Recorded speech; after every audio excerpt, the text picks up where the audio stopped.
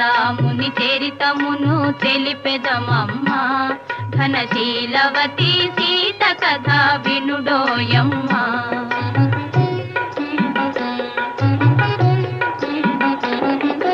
చెలువు మీర పంచవటి సీమలో తమ కొలువు చేయ సౌమిత్రి ప్రేమతో తన కొలువు తీరి రాఘవుడు భామతో శ్రీరాముని చరితమును తెలిపెదమమ్మా ఘనశీలవతి సీత కథ వినుడోయమ్మా